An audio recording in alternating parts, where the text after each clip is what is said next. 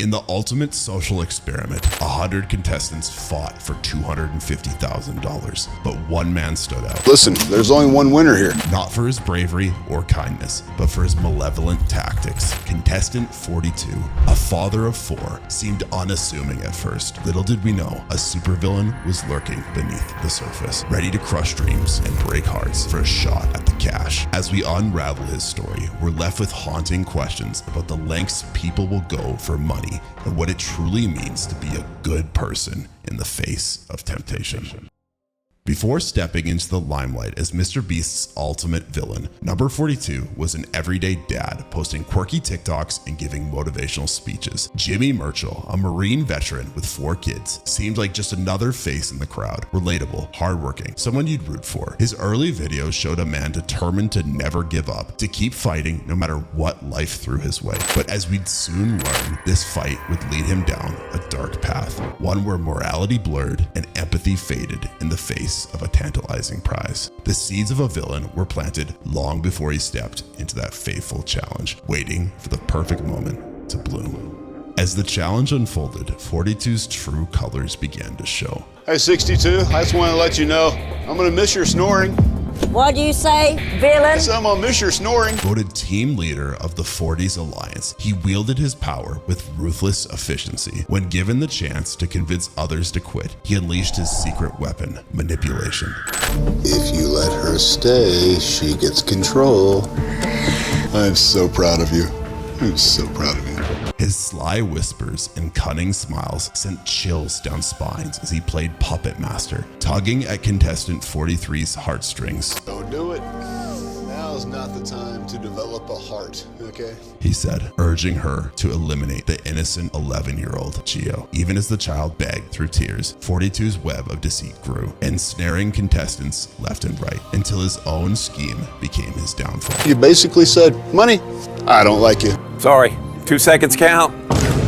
In a final twist of fate, his loud proclamation of victory was cut short by contestant 58's sacrifice, leaving him with nothing but bitter resentment. But that poses the question. As we watch 42's journey unfold, we're confronted with uncomfortable questions about the nature of morality in high-stakes situations. Is his manipulation justified if it means providing for his family? Does the context of a game absolve him of the emotional damage inflicted on his victims? The image of young Gio's tears serves as a haunting reminder of the real human cost behind 42's actions. And yet, we must also consider the immense pressure cooker of the challenge. $250,000 is life-changing money for most. When faced with such temptation, how many of us can say with certainty that we wouldn't resort to similar tactics? 42's behavior paints a disturbing picture of what desperation and greed can drive normal, good people to do, blurring the lines between game and reality.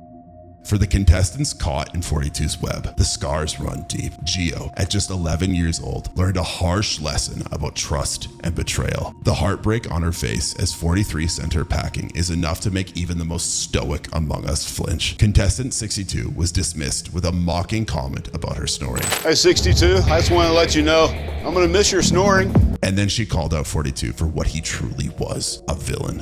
What do you say, villain? I'm going to miss your snoring. I'm no mad at you, 43.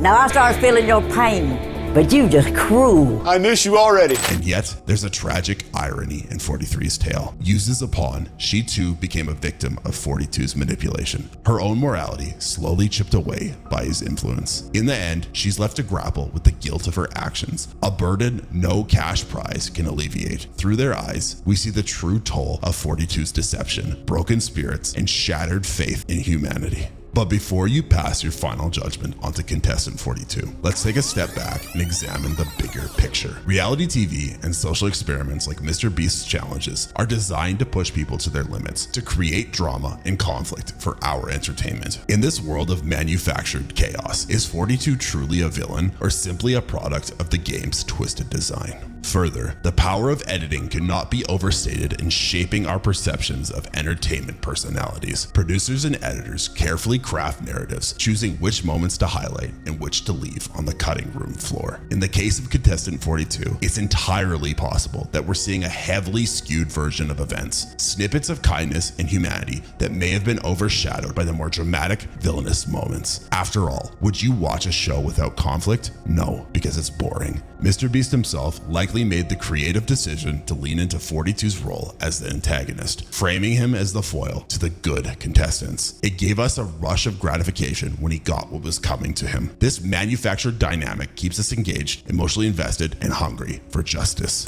But then why does social media think he's so evil? Well, it's worth considering the unique context of MrBeast's YouTube empire. Known for his generous stunts and charitable acts, MrBeast has cultivated a brand of wholesome, feel-good content. Contestants like 42, who break these expectations by playing ruthlessly, stand out like sore thumbs. They become lightning rods for criticism and moral outrage, held to a higher standard than the average reality TV contestant. We expect deceit on shows like Survivor, but not in MrBeast's world of positivity. This disconnect colors our judgment of 42, making him appear all the more villainous. But is this fair? Are we right in our selective outrage? We delight in the drama of reality TV, but balk at the idea of manufactured conflict on YouTube. What does it say about us as viewers that we're so quick to condemn 42 while giving a pass to the Kardashians' similar behavior in other media? Maybe the true villain of this story is not 42 himself, but the systems and expectations that molded him, the insatiable hunger for content that drives creators to push the envelope in the internet age.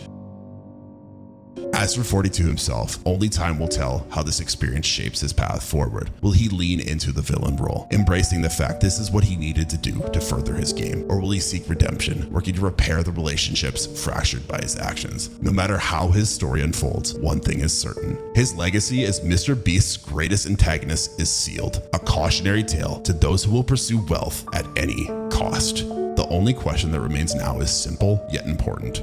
What would you do for 250 grand?